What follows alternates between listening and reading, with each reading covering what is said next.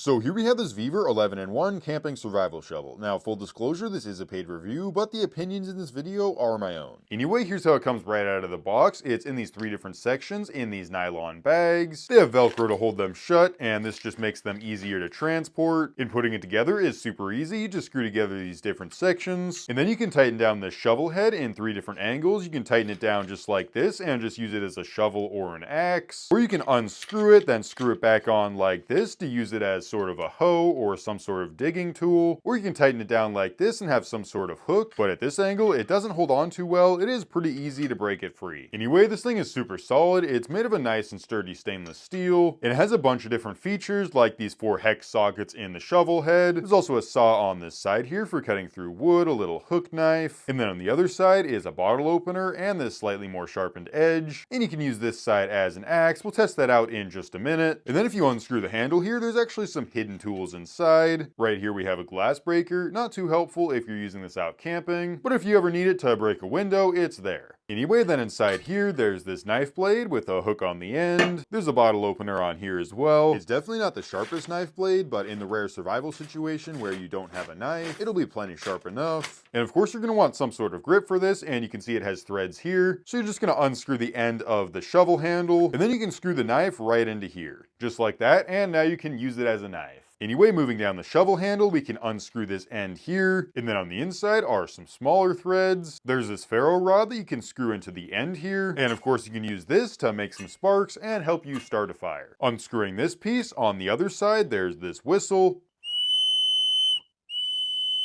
It works pretty well. Anyway, there's also the screwdriver bit with a flathead and a Phillips. And to use that, we're just gonna unscrew this here, and then you can stick it into this end here and use it as a screwdriver. This bottom handle piece here is empty, so I guess if you want to stick something in here, you can. And then all the way on the end here is a lanyard and this cheap compass piece. It's not perfect, but it works all right. That is north, and eventually it finds its way there.